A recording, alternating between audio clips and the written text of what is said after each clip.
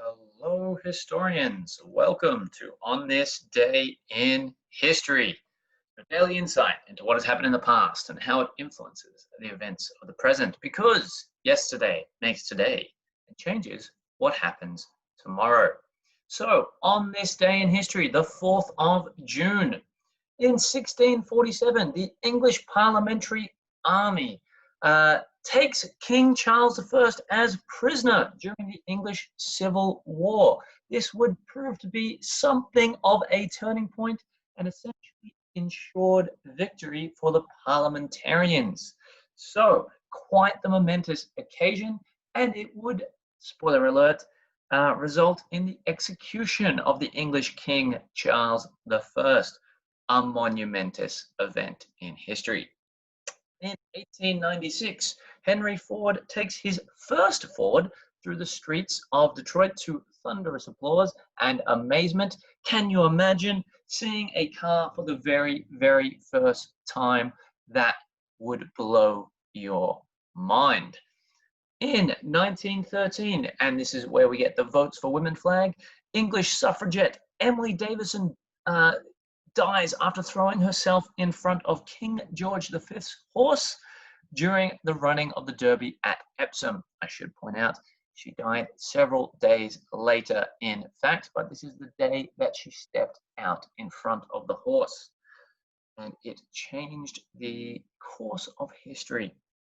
In 1940, on this day, Winston Churchill's infamous speech, if you're paying attention yesterday, June 3rd, 1940, saw the successful evacuation of British soldiers from France so they could live on to fight another day. This famous political cartoon, very well, alone. And I will give my best/worst Churchill impersonation. He gave this speech in the House of Commons to inspire a nation that's thought defeat inevitable, where he kept saying, "We shall never surrender. We will fight them on the beaches. We will fight." It's so I'm going to stop doing the impersonation. I apologize for that. But it is one of the most famous and iconic speeches in all of history, but in particular in British history. And on this day in 1945, remember, the Allies have defeated Germany. They surrendered on either the 8th, 9th, or 10th of May. See previous videos. And it was on this day that the Allies decided that they should divide Germany and occupy it in equal sections. That way, it could never rise again, as it had done after World War I. Now, for the deep dive of today, I am indeed going to be looking at Emily Davison. Now, this was the catch cry of the suffragettes: deeds, not words.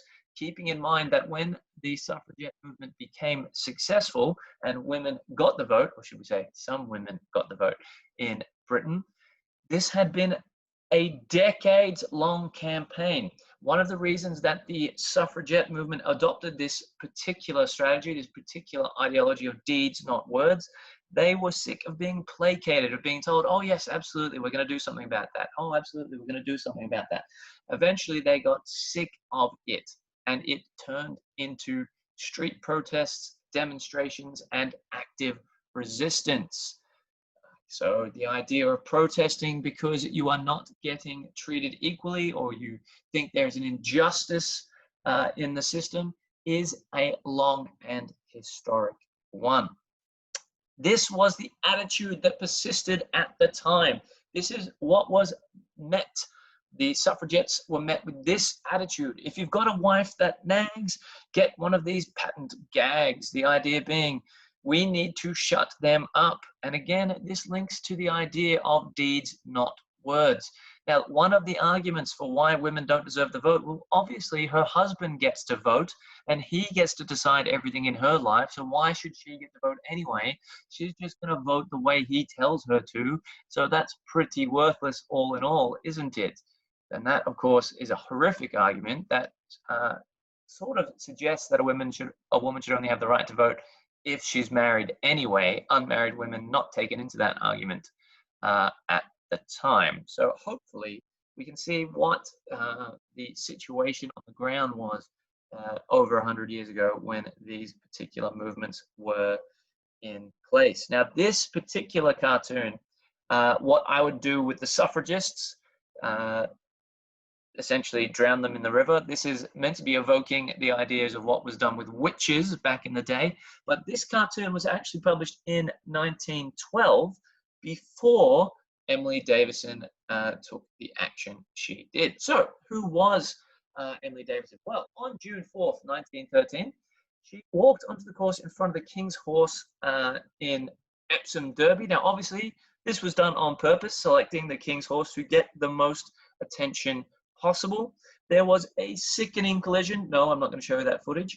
And she died 4 days later from her injuries in hospital. Now, her history in the suffragette movement, she had actually been jailed on 9 occasions and force-fed. If you don't know what that is, again, you can do a bit of a deep dive on that one yourself. Pretty horrific, but it was to try and stop women going on hunger strike when they got arrested. 49 times during the time she spent fighting for women's suffrage in Britain. So she's a seasoned campaigner. She knew what she was doing. She had a long history of activism, and she was very, very serious about the idea that women should be allowed to participate in the democratic process. I have said this many times in previous videos, but in case you have not been watching or you seemingly have forgot, I do not think that you could call it a democracy if you deny the vote to more than half your population, which was the case in Britain at that time, and in fact in much of the world. Doesn't seem like it's a democracy if you get to decide who does and doesn't get to vote. So, this was the other idea. Oh my goodness, a suffragettes home. Look at this guy. He's got to come home and look after his own children. He's got to come home and do some cleaning or ironing or washing. Can you imagine a father having to contribute to a household and actually do something when they get home that isn't just sit down in a couch? Oh my God, that would be horrific. Now, in terms of the people who argued against women's right to vote, there are no statues to those people. This is, in fact, a statue of Emmeline Pankhurst, who was the leader of the women's rights to vote campaign in Britain. So she gets the statue because she was on the right side of history. The people arguing against the women's right to vote, not so much. And again, I say this all the time. This is a thing where we say when women got the right to vote, it wasn't a thing where they said, oh, excuse me, we actually don't have the right to vote. You must have missed that one. And men went, oh, yeah, of course. So sorry about that. Here you go. Have these rights. That's not a thing. That did not happen. It was years of campaigning and years of struggle. So her full name was Emily Wilding Davison. She was born in Southeast London in 1872. So she was not exactly a young, idealistic high school student or something like that. She was a seasoned professional. She was an educated person. She was a fully grown adult by 1913. Now, for those of you who are good at maths, you of course realize that if she died in June of 1913, how old was she? Anyone? If you said 41 years old, you're wrong. She was 40 because she hadn't had her 41st birthday. Anyway, she had actually studied at Royal Holloway College and at Oxford University, but she was not awarded a degree as women were not allowed to get degrees at that time. Again, keeping in mind that one of the arguments they used to say is, well, women can't vote because they're not educated. They weren't allowed to go to university. And you can see when they were allowed, as today they are allowed to go to university, women actually graduate at a higher rate, a higher percentage than men. So when they're given the chance to participate, they are actually quite capable. It's almost like they had that rule that they're not allowed to do it because they were trying to stop them from becoming educated and participating in society. Because if you genuinely believe they were not able to do it, you don't need to ban them. You let them go and they'll fail. If you genuinely believe they can't do it, there's no need to have a law saying they're not allowed. So that is a false argument. Keep that in mind. So she was incredibly educated. She actually joined the Women's Social and Political Union, WSPU, in 1906, and this is where Emmeline Pankhurst becomes relevant to the story. She was the founder and leader of the Women's Social and Political Union. Now, 3 years later, she gave up her job as a teacher and went to work full-time on this particular issue.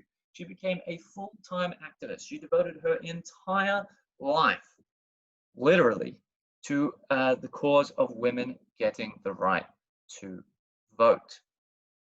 Now, she was actually frequently arrested for many various acts causing public disturbance. For example, there was a period of time when the women's suffragette movement were burning mailboxes to cause disruption. And of course, they were smashing windows as well. That was a particular thing that they did to cause an issue. And one of the reasons they did that is because they realized that women asking for the right to vote could be ignored, but breaking property would cost money. And men might respond to that, or should I say the politicians at the time would respond to that. So an injustice on someone, not a problem. The destruction of property, we better respond. So the idea of protesters having to cause property damage to get their message across, again, is an old idea, a useful tactic that in years past has gotten people the results they desire in terms of getting their rights, but also has had Emmeline Pankhurst a statue erected dedicated to her for her absolute dedication to a just cause, despite the fact that she encouraged property damage. Because as I said, politicians at the time cared more about broken windows than they did about the injustice of half of society not having a right to vote. Keep that in mind when people may or may not make the argument that anyone who breaks a window cannot be trusted. Anyone who breaks a window isn't really caring about their rights. That's not a thing. So, moving forward, this is a plaque that was dedicated to Emily Wilding Davison because she actually had been involved in other incidents before this. In fact, she had chained herself in the House of Commons on the census evening on 1911, so that her place of residence for that day was in fact the House of Commons. And there is a plaque in that spot dedicated to her. And this is what Tony Benn, the MP who put it there, had to say. I must tell you, Mr. Speaker, I am going to put a plaque in the House. I shall have it made myself and screwed on the door of the broom cupboard in the crypt, which is where Emily Davison was hiding at the time.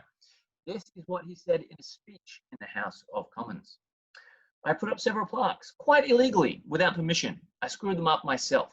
One was in the broom cupboard to commemorate Emily Wilding Davison, and another celebrated the people who fought for democracy and those who run for the House. If one walks around this place, one sees statues of people, not one of whom believed in democracy, votes for women, or anything else. We have to be sure that we are a workshop and not a museum, which I think is an incredibly enlightened argument. There are statues to quote unquote great men in the House of Commons, many of whom actively campaigned against women having the right to vote. So they actively tried to stop democracy. They get statues. So he took it upon himself to make sure that there is also a note to people who were fighting for democracy, which is important. Now, in terms of the impact of her death, it actually terrified male politicians at the time. Because Emily was so highly educated, if an educated woman was willing to do what she did, what would society expect of less educated women? Oh my God, they can't be entrusted with the right to vote. Look how crazy they are. They're willing to give up their lives for the right to vote. Oh my God, they can't have the right to vote, can they? If they're going to do something that extreme, not realizing that they were actually arguing for the right to vote, because they were saying people take it so seriously, they're willing to risk everything, including their own lives. So an extension of the vote to women would plunge British society into bedlam. At least that's what they argued. And you will notice this is a common theme. When, for example, women campaign for the right to vote, oh my God, equal rights for women, that will destroy society. And then women get the right to vote and society wasn't destroyed. And for example, the civil rights movement in America in the 1960s, equal rights for African Americans, that'll destroy society. And of course they didn't destroy society, society continued. And in the 1970s, women's liberation movement, oh my God, women in the workplace, that'll destroy society. And of course it didn't, and it goes on and it goes on and it goes on. The fact of the matter is, an expansion of human rights has never, ever destroyed a society. Only the contraction or denial of human rights can do that. So make sure you understand people fighting for their rights is only going to help improve society rather than the opposite. Now, in terms of what ended up happening, Emily Davison became a martyr for the cause. Now, what this is, a martyr is someone who has died for what they believe in. And if you have a martyr, you have someone to rally behind. Now, they had Emmeline Pankhurst as their leader. People were dedicated to Emmeline Pankhurst. They believed in Emmeline Pankhurst. But Emily Davison became a figure in her own right. People dedicated themselves to the movement in her memory. People realized how dedicated they should or could be to the movement. Now, I must stress, the women's suffrage movement did not condone people sacrificing their lives by any stretch of the imagination. They merely admired her courage in doing so. And they merely highlighted the tragedy that it would take the death of one of their members for people to start paying attention. So what ended up happening was the women's suffragist movement essentially held a impromptu self-made state funeral. 5,000 members of the suffragette movement and their supporters accompanied the coffin. So they marched in procession, and the streets were lined with 50,000 people along this route all the way through London. Her coffin was taken by train to the family plot in Morpeth, Northumberland. So she is buried along with other members of her family who have passed and shares a headstone with them. She was buried in that particular church, and her headstone has inscribed on it, "Deeds, not words." So I hope we have learned something from this particular incident.